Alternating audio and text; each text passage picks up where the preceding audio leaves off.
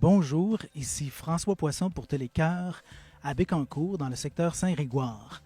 Hier, le 14 juin 2022, le ministre de la Santé du Québec, M. Christian Dubé, est venu faire l'annonce d'une nouvelle politique gouvernementale en matière de services préhospitaliers d'urgence. Il est question notamment d'une meilleure couverture ambulancière pour les régions, ce qui nous toucherait particulièrement.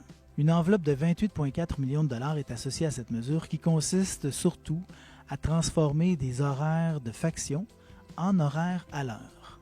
On nous a annoncé aussi hier des projets pilotes qui feraient en sorte d'élargir la pratique des techniciens ambulanciers paramédics qui pourraient notamment intervenir auprès de patients à domicile et non plus les transporter nécessairement à l'urgence.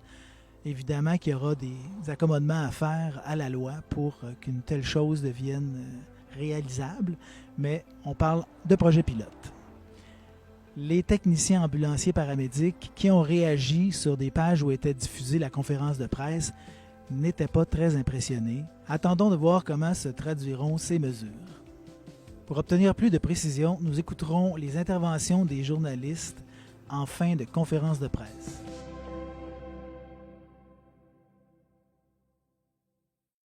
S'il vous plaît, pour les médias, se présenter au micro que vous voyez. Ce sera une question et une sous-question par média. S'il vous plaît, précisez votre nom et votre média. Et évidemment, on aimerait favoriser les questions sur l'annonce du jour. Oui, donc, M. Dubé, Amélie Saint-Yves, de nouveau à Trois-Rivières. Est-ce que c'est un problème, les transports en ambulance, dans certaines situations, à table de cette question-là aujourd'hui? Puis, quelle forme ça va prendre concrètement?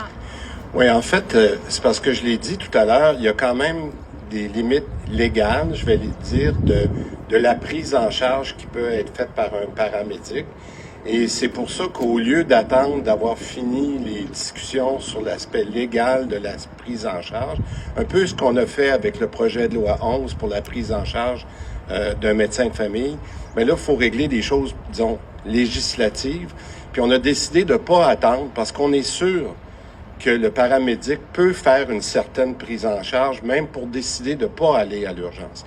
Mais pour ça, on a décidé de le faire par projet pilote, ce que la loi nous le permet, et c'est de l'essayer, là. C'est ça qu'on va faire. On va conduire quelques projets pilotes au Québec où on va faire cette paramédecine-là, c'est-à-dire que dans certains cas qui auront été identifiés, où l'appel va rentrer, puis qu'on peut noter qu'il est important de faire ça, et de le permettre, parce qu'il y a des cas qui ne le permettent pas. Et c'est ça qu'on veut faire pendant qu'on finit notre plan d'action. Nous, on a envoyé le message très clair que, puis c'est pour ça que je vous parle en plus de l'ordre professionnel, pour qu'un jour les paramédics pourraient facturer directement à la RAMQ. C'est là qu'on veut aller pour ramener le bon professionnel au bon endroit, au bon moment. Est-ce qu'on est prêt à faire ça en ce moment? Non, mais par projet pilote, oui. Et c'est ça qu'on annonce aujourd'hui, qu'on va faire ce genre de projet pilote. Merci. Prochain média. Bonjour, François Poisson, Télécœur, la télé communautaire du Cœur du Québec. J'imagine, M. Dubé, si on est ici, c'est pas une coïncidence. On a dégarni l'hôpital de Nicolette, on a dégarni l'urgence de Fortierville. Est-ce que le territoire, ici, les gens du territoire peuvent s'attendre à faire partie d'un projet pilote? Qu'est-ce qui, concrètement, va s'adresser aux gens des MRC de Nicolet, Yamaska et Bécancour, s'il vous plaît? Ouais.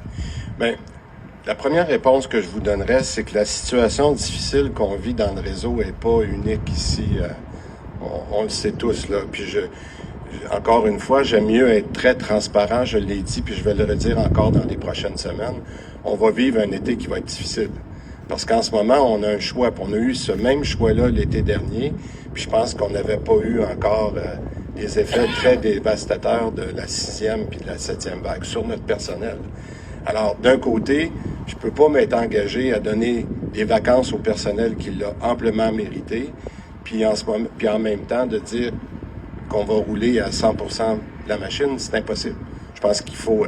L'important, c'est de trouver cet équilibre-là, mais ce que vous vivez ici, on le vit partout au Québec. Alors, je sais que ça vous aide pas quand je vous dis ça, mais c'est la réalité. Moi, ce qui est important pour moi, c'est de trouver, puis on en a parlé encore, quels sont les corridors de services qui viennent être l'alternative à une fermeture, par exemple, à Fortierville, qui est passée de 24 à 18 heures, la question des médecins. On est très conscient de tout ça, mais ce que je vous dirais, c'est que je pense que les Québécois comprennent qu'on a encore un 3-4 mois, là, d'ici le mois de septembre, à passer, qui va être difficile. Mais si on fait cette organisation-là du travail de façon préventive, plutôt que de fermer, parce que là, un soir, le personnel ne rentre pas, je pense que les Québécois s'attendent à ce qu'on planifie ça. Mais je veux juste vous dire, vous n'êtes pas les seuls. Je sais que c'est pas la bonne réponse, mais la réponse, c'est qu'on travaille pour que, justement, est-ce que les ambulanciers peuvent mieux nous servir? Est-ce qu'on peut le faire comme ça? Moi, je pense que oui, on l'a montré l'été passé qu'on s'en est quand même relativement bien tiré. Mais je vous rappelle, il manque 60 000 personnes dans le réseau, puis ça, c'est sans compter ceux qui sont à peu près absents pour la COVID, qu'à peu près 4 000 personnes. Fait que c'est un réseau de 330 000 personnes, quand il vous en manque 65 000, ben, puis qu'on a promis des vacances cet été. Je pense que c'est ça notre... Je pense qu'il est d'accord avec moi. Prochaine question. Je poserai une sous-question au député Martel, s'il vous plaît. Alors, on parlait tout à l'heure de la docteure Berger, urgentologue pressée. La mairesse de Fortierville s'appelle Julie Pressé. Elle a constaté la baisse des services dans l'urgence de sa municipalité. Elle s'est inquiétée de la couverture ambulancière. Alors, qu'est-ce qu'on peut lui dire? Elle demandait un changement à la loi ou un décret pour régler la situation. Qu'est-ce qu'on peut dire aux gens de Fortierville et des alentours et à Mme Pressé? Bien, je comprends l'espèce d'inquiétude et de frustration qu'il peut y avoir parce qu'on est passé d'une urgence qui était ouverte 24 heures, on a diminué, puis là, on diminue encore. Mais M. Dubé l'a mentionné tantôt, les raisons. Puis moi, ce que je peux vous dire, c'est que j'ai saisi le cabinet de M. Dubé de cette question-là. Je lui ai expliqué comment que ça me préoccupait. Et autant au niveau du CIUS, Centre du Québec, là, j'ai vu Mme Boisvert qui est ici, M. Filion. J'ai l'impression que tout le monde, on veut travailler ensemble, mais il faut être conscient que sur 10 médecins, il y en a 5 qui sont partis pratiquement en même temps. Donc, on essaie de faire notre possible, mais l'objectif, c'est de revenir à la normalité quelque part au mois de septembre. Merci. Prochain média. Julie Grenon, Radio-Canada. C'est pour vous, M. Christian Dubé. Il y a des ambulanciers ici qui déplorent la découverture ambulancière, le fait qu'il manque d'ambulances sur le territoire, aussi dans les régions. Quand je regarde le programme de paramédecine de régulation, il y a des prises en charge qui, à domicile, semblent être plus longues qu'un transport ambulancier. Comment est-ce que vous pensez que ça va être accueilli de la part des paramédics de devoir peut-être avoir des interventions plus longues aussi à domicile?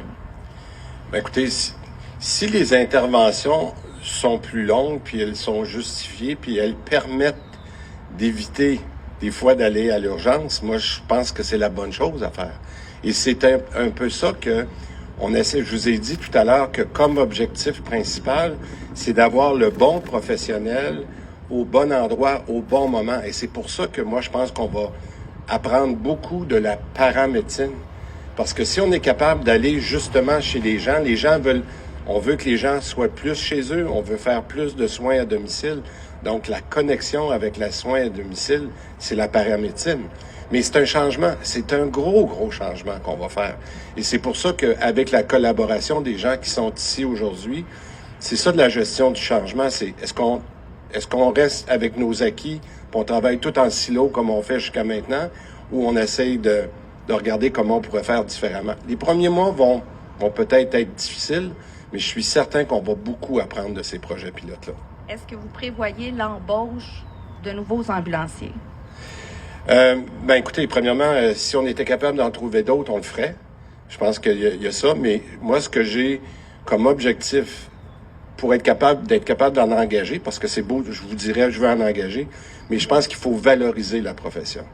Puis valoriser la profession, à moins qu'ils changent d'idée, là, moi, ce que j'ai entendu, c'est qu'un ordre professionnel, c'était important. Alors, on l'a demandé à Mme McCann. Là, c'est sûr qu'on va devoir un peu attendre à la prochaine législature s'il y a des changements de loi à faire. Mais pour moi, dans les ordres professionnels qui devraient être ajoutés, c'est sûr que le PREA, ça en fait partie. Et ça, quand on aura ça, je pense que ça va être beaucoup plus facile parce que les gens sauront, Parce que la première étape, c'est de donner l'ordre professionnel, puis après ça, c'est de leur donner le droit de facturer. C'est un peu comme une IPS. On a donné aux IPS le droit d'être là, mais il faut qu'ils soient capables de facturer. Alors, c'est la même chose. Les bons professionnels qui vont être capables d'être le bon professionnel de la santé, puis pas juste le médecin. C'est toujours la même chose. Merci beaucoup. Prochain média, s'il vous plaît. Jocelyn Wadat, Via 95. Pour revenir sur le cas de Fortierville, je comprends que l'objectif, c'est de régulariser la situation pour le mois de septembre. Est-ce que ça veut dire que l'idée de modifier les règles pour permettre à cette urgence-là d'avoir accès à des médecins dépanneurs, on l'exclut? Bien, en ce moment, là, ce que je comprends, c'est que c'est pas possible d'avoir accès aux médecins dépanneurs. C'est pas possible pour le moment. Est-ce qu'on peut trouver d'autres solutions d'ici le mois de septembre? Ou est-ce que notre PDGA, là, peut-être, je sais pas qu'est-ce qui va... Madame Boisvert? Je sais pas si vous pouvez répondre à ça. Voulez-vous venir au micro, peut-être, pour expliquer? Parce que... Mais c'est sûr qu'en ce moment, ces médecins dépanneurs-là, c'était possible jusqu'à maintenant. Mais là, il y a certaines règles qui sont pas respectées pour avoir accès à ça. Mais peut-être, je vais laisser l'expliquer. Alors, bonjour. Effectivement, l'urgence de Fortierville, dans le contexte actuel, n'a pas accès aux médecins dépanneurs et on en a parlé amplement. La pénurie de main-d'œuvre sévit aussi au niveau des médecins. Donc, dans la répartition des médecins dépanneurs, il y a des critères qui s'appliquent. De notre côté, nous, on travaille vraiment avec la municipalité, avec M. Martel, pour trouver des solutions pour attirer la main-d'œuvre du côté de Fortierville. Donc, on est à travailler cette semaine avec cette équipe-là. Et du côté clinique, on est à regarder toutes les alternatives possibles là, pour permettre un retour à la normale le plus rapidement possible. Merci. Merci à tout le monde. Merci beaucoup, tout le monde. Merci.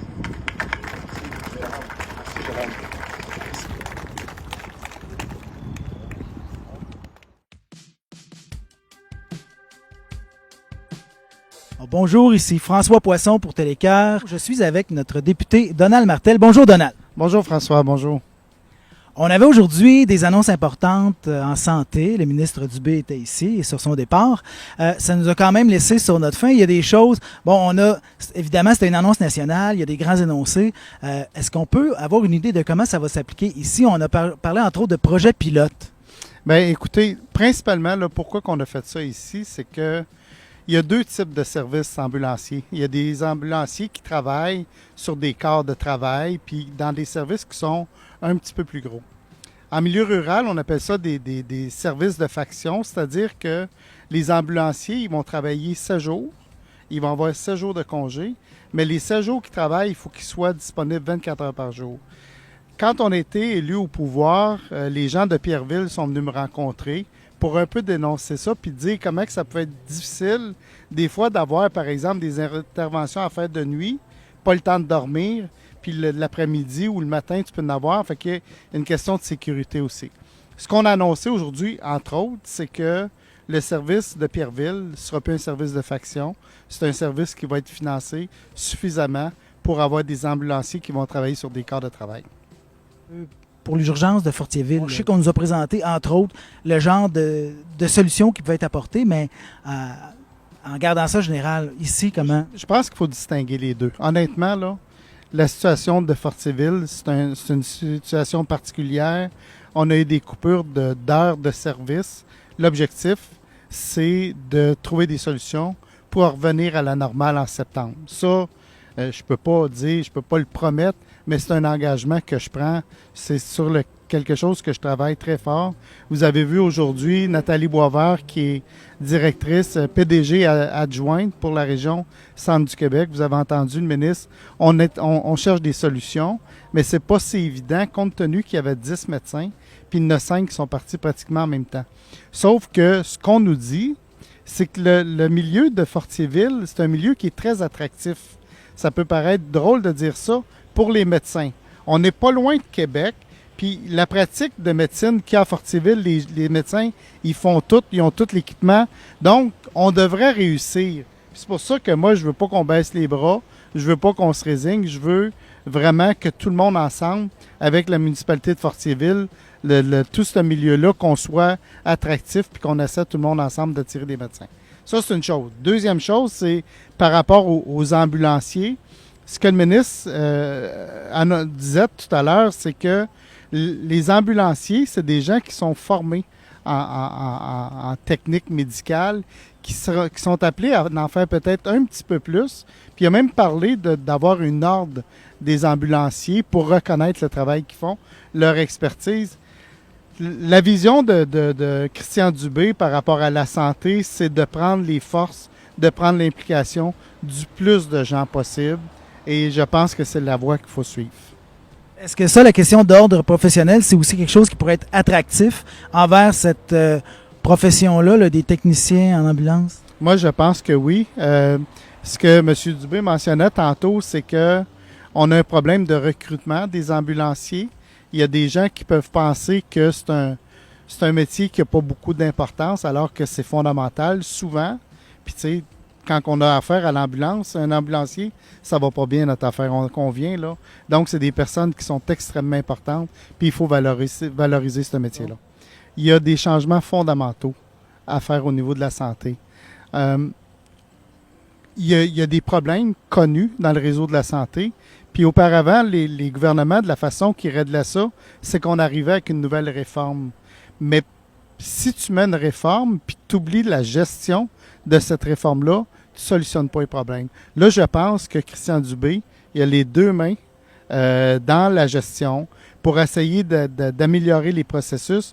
Puis moi, la chose la plus importante que Christian a dit, puis c'est pour ça que j'ai fait allusion à son passage chez Cascade, c'est que il faut impliquer les gens, puis il faut que le réseau de la santé devienne un emploi recherché. Fait que vous vous imaginez là, le chemin qu'il y a à faire, là, mais c'est ça notre défi, puis c'est un beau défi, je trouve. On a parlé aussi de terrain, on a parlé de décentralisation. On nous a annoncé que demain, 15 juin, il allait y avoir une grosse annonce par rapport à ça. Ici, là, on a 2 régions avec un seul CIUS Mauricie, Centre du Québec. Bon, j'imagine que c'est difficile d'avoir un scoop, mais à quoi on peut s'attendre demain? Bien, c'est sûr que je ne peux pas donner de scoop. La seule chose que je pourrais vous dire, c'est que rappelez-vous, une des faiblesses du réseau pendant la pandémie, c'est qu'on s'est aperçu qu'il n'y avait pas de gestionnaire, il n'y avait pas de patron dans les CHSLD. On a corrigé ça. C'est important d'avoir de l'imputabilité dans le réseau, puis j'imagine que les annonces demain, ça va être dans ce sens-là.